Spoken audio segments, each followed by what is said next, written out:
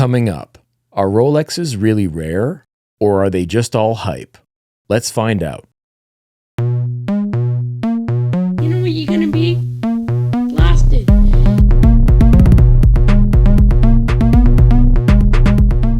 Hello and welcome back to Automatic Reviews. I'm Mark. Today's a little bit different.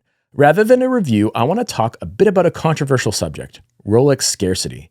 But before I get into that, I just want to encourage you to hit that subscribe button so that I'll get a notification, and for one sweet, fleeting moment, I'll feel seen.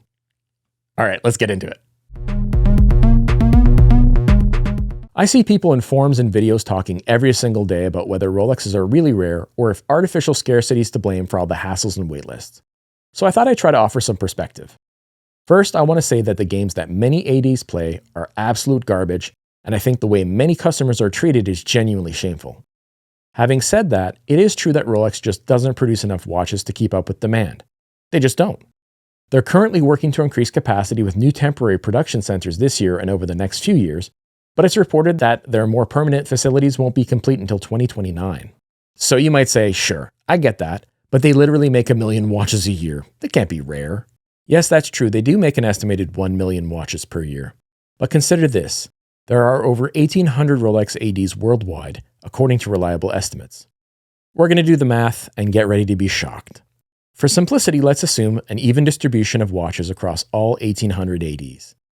Every AD would get less than 555 units per year, or an average of just about 1.5 watches per AD per day.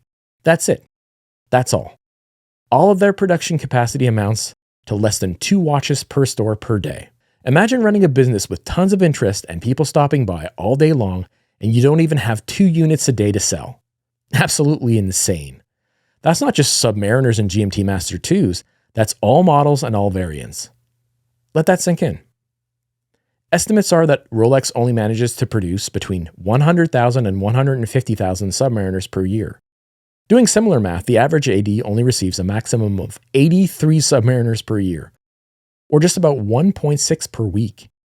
With so many popular models, including the aforementioned Submariner, the GMT Master 2, as well as the Datejust, Day-Date, Daytona, Sky Dweller, Oyster Perpetual, and the Explorer 1 and 2, their supplies are stretched paper thin. Yes, they produce a lot, but relative to the demand, they are hard to come by. The shortage isn't artificial, it just isn't. Yes, Rolexes, despite being mass-produced, are rare. One of the definitions of rare is not found in large numbers and consequently of interest or value. They may be produced in large numbers, but go to an AD and you will not find them in large numbers.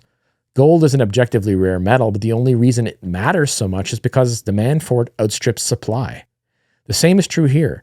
There are far more people who want Rolexes every year than Rolexes being made every year. As I stated at the beginning, I don't condone abuse and manipulation by ADs, but I also encourage you to consider the position many upstanding ADs are in with so little stock and so much demand. They're bombarded by in-store visits, calls, and emails, and many of those are from skeptical enthusiasts who feel they're being brushed off by being waitlisted. Add into the mix the rabid flippers, resellers, and speculators looking to make a quick profit, and that not only adds unneeded pressure at retail, but the secondary market is also a war zone. My opinion is if you're going to dive into this whole Rolex situation, only deal with ADs you trust and don't reward manipulators trying to get you to buy stuff you don't even want. You're better off paying gray market prices than doing that. If you're in the business of looking to flip Rolexes for a profit, I have no advice for you. You're a huge part of the problem. If you're a watch nerd who's always wanted a Rolex and now that you're finally ready, there's no way to get one, hang in there. The secondary market has been cooling off, and production will be increasing steadily over the next few years. You're getting closer and closer to getting that watch of your dreams. Okay, so guys, what do you think? Have you always wanted a Rolex? Do you think Rolexes are worth the wait?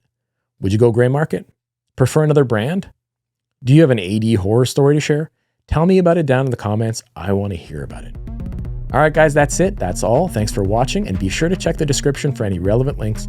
And remember, whenever I gain a new subscriber, a snobby Rolex AD forgets his PIN number when trying to pay at a fancy restaurant and gets caught trying to slither out of the bathroom window. All right, till next time, bye-bye.